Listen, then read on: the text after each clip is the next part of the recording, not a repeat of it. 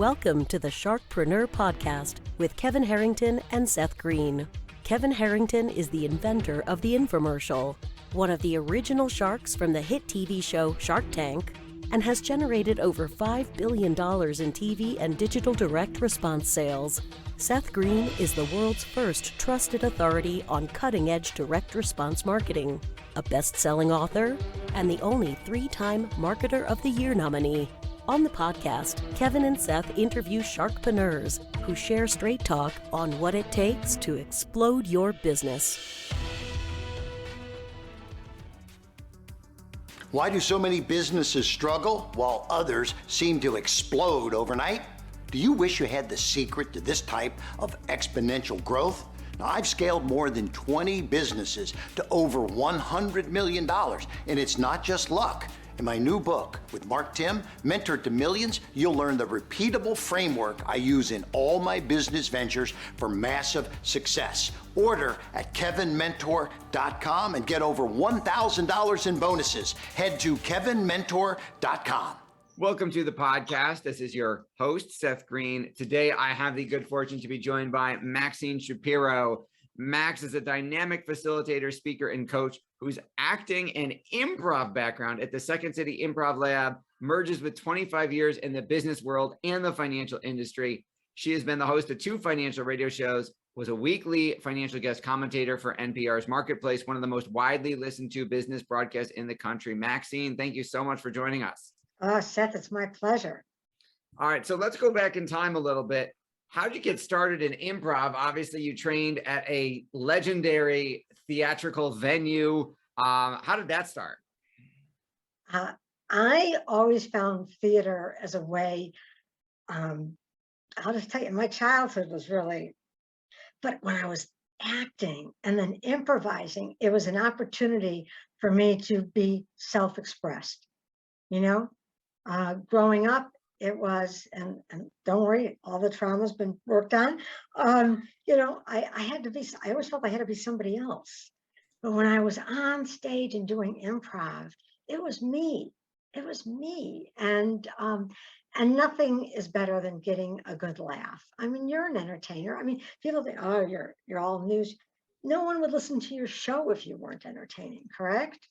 Correct. Well, thank you. I hope it's edutainment. There's some education that goes along with that. And Great word. One of my favorite things, one of my musical theater professors told me in college, because improv was my favorite part of all of it. Or when somebody would screw up their line or forget their line and I would make something up. And she told me, you're the greatest actor in the world at playing yourself. That's a compliment. Right. I said, oh my God, the light bulb went off. I wish I had known that first day of my freshman year, as opposed to finding it out like junior or senior year. I said, that's the key for me anyway, in performance, is just to play myself. I love it. I love it. So how did you go from theater to the floor of the CBOT? Yeah.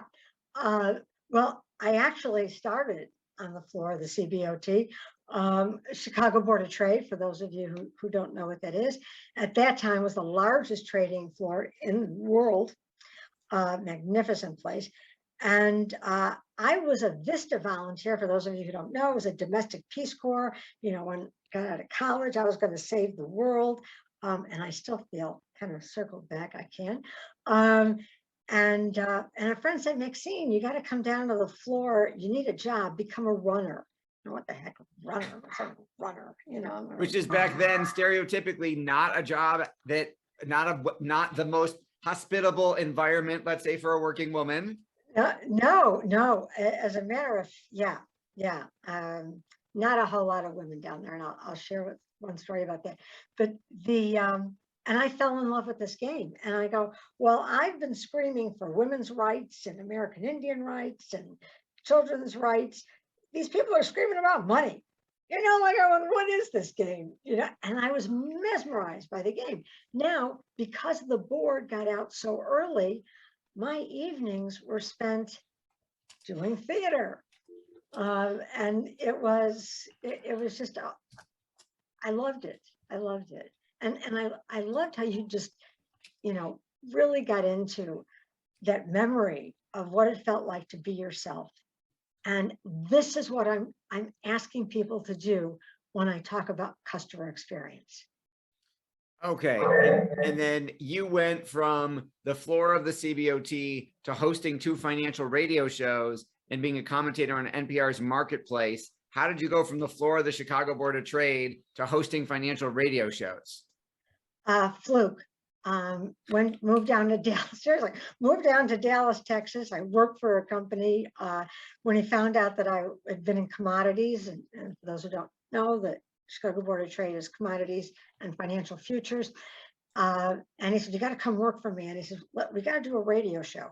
And I went, all right, you'll do it. And I started looking for a station in Dallas, Texas, KRLD, probably the best AM station down there. And they said, no, we can't have just him. We need the 2 of you, because I riff it. It's like, what? That's why I became a commentator. Can I tell you the market went up, the market went down? Can I, tell you what the story is and the backstory of an organization? Yeah, and why you should buy, why you should sell technically. But there was something about that I went, but wait a minute. You can't tell me that Enron is, so I was right there doing that. And I sent a commentary off to Marketplace. And they called me and they said, can you be funny on the spot? And I went, can you give me a minute? I don't know, So I was on there once a week giving my comments on it, and then a daily commentary. I loved it. Again, I got to be myself. But it was there that I saw that until organizations tapped into that dormant creative talent within their employees, they were not going to thrive. They'll call and consult. Do you know the gifts you're sitting on? And now, this was not a long time ago, but it was a while now. People are saying, quote, the millennials, they want to be part of the, the voice and how we do things. And I went, yeah. Did any of us graduate college going, I can't wait to be micromanaged? No. So that's what happened there. Is then I got into my training, which I love. So how does the Collaborcate improvisation process make for an audacious and legendary customer experience? Yes, thank you for using my words, audacious. I love that word, audacious. Well, first of all, you want someone who's agile. Improv, we all know you got to think quick on your feet. That's it. You've got to be right there. You got to be listening. You got to have your answers, whether they're right or wrong, in your pocket. And there is no wrong in improv. So what would be the opposite of being agile and customer experience? Well, I don't know if we do that. Can I put you on hold and let's see how we can fix that? You do not want to hear that, okay? Either as a distressed client or customer, or, as somebody who just wants information. Come on, you should know that. So what we want people to do in that industry is to start thinking on your feet. Give them the opportunity to do whatever it takes to make the customer happy on the spot. What else? How to yes and. Yes and, for those of you who don't know it, instead of yes, you never delete, I can't think of the word now, argue, whatever, block somebody else's offer, which is what we call that, which moves a scene along, and in this case moves the relationship along. You don't say yes, but. We know that but is there. Yes, and I understand, client, why you would feel that way. I would too. I had this experience. Now, I will never tell you about a bad experience, give the name, but when it's good, I will. And it was Verizon, and I said, this is my 5th call to you guys, all right? And he said, I'm not getting off the phone with you until we figure this out. Now, isn't that not what you want to hear from everybody? Mistakes are opportunities. In improv, there are no such thing as mistakes, all right? I love what your teacher said too. And here we know that our best referrals come from people where we have resolved something. So it's not like any company will ever not make a mistake, that things won't fall apart, that there won't be bad service. It's how do you recover from them? And that's what makes your clients the ones that start promoting you. Look at what happened. And you know what they did? They stopped everything. They gave me this. They gave me a refund. They set me up 5 more days. Whatever it is, it's all in the resolution. Can you give a couple of examples where the outcome surprised and delighted your clients? Yeah, I can. Thank you for asking. First of all, it was the Federal Reserve System. That was one where well, that's not customer experience. It was an idea that they had. All 12 banks were reporting on autonomously. I'll just keep it as that. So you can imagine the confusion of all 12 banks doing this. The CIO said, we want to all get on the same platform and how we're going to report this. And they got pushback. They got the people that, none of us change. That's the other thing. People go, oh, I hate change. Try to stop change. Try to just stop it. Okay. You can't. And so they were getting pushed back, supposedly. And I came in and I had to show them that collaboration, Collaborcate, collaboration and communication can be such a positive thing. It isn't that we're going to make you minimal. It's that people are going to build on your ideas. So when I go in, it's throw all the ideas on the table, then edit them out. So if you can imagine 250 of the top executives improvising in this room, I'm telling you, it brought me to tears almost. I went, I can't believe this is happening. And they literally, that weekend, because I let it into, I was opening and no other speaker came, and they just got it done in no time.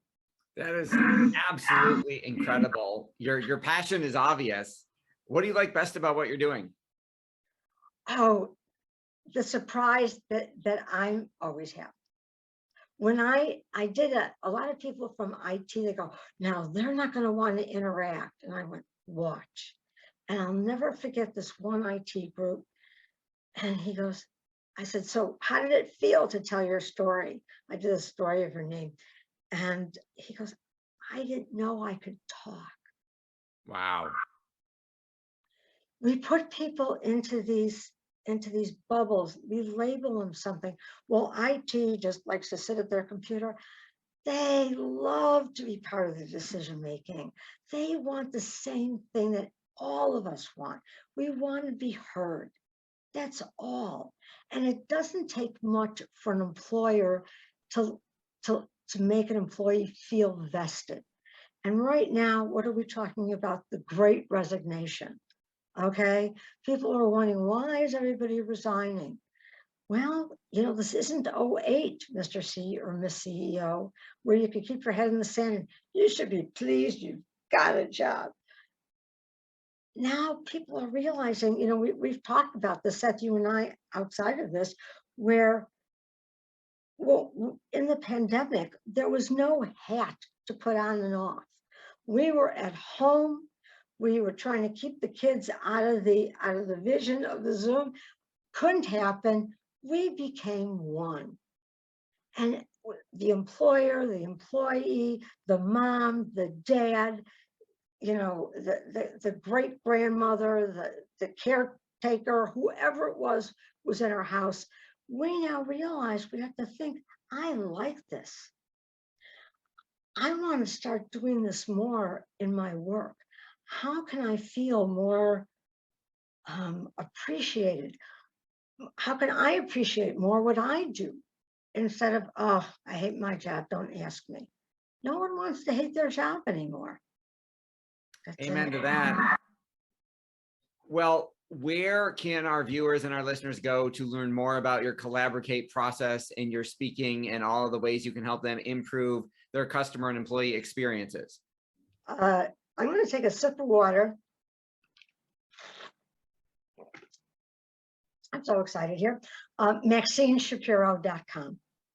It's that easy. And I just told Seth right before he said we're recording that I'm going to be starting a podcast. And this is called Let's Talk About Sex. The customer and employee experience. So it's spelled CEX. Aha, I love the play on words. Yes, you did Okay. say you were going to surprise me with that, and that was certainly a surprise. Right. Okay. So let's talk about sex, the customer and employee experience. For those of you who don't know, the acronym for customer experience is CX. The acronym for employee experience is EX. And we're going to be on it. We're going to be talking to all those wonderful, legendary customer service people, customer experience people, on how when they put their employee first, that's when the magic happened. Your number one guest, your number one client has to be your employee, period. Amen to that. I can't wait to listen to the show. We'll certainly make sure we tell everyone about it. This has been Seth Greene with Maxine Shapiro of MaxineShapiro.com. Make sure to find the podcast when it comes out. We'll make sure we get you a link. Thanks, Maxine, so much for joining us. Seth, it was my pleasure. You're great. Thanks, everybody, for watching or listening. We'll talk to you or see you next time. Do you need money to fund your idea, product, or service? Are you ready to take your business to the next level, but need capital to get it done? Kevin Harrington has heard more than 50,000 pitches and knows how to help you make the perfect pitch to get the funding for your entrepreneurial dream. He's distilled the process down in his perfect pitch cheat sheet, and it's yours for free. Just text PITCH to him right now at 727-888-2100. Text PITCH to 727-888-2100 right now and claim your free perfect pitch cheat sheet. Text PITCH to 727-888-2100 to start funding your dream today. This show has been produced by Market Domination, LLC. To discover how you can have your own show completely done for you and turn it into a real published book and become the authority in your marketplace, go to www.marketdominationllc.com/podcast offer.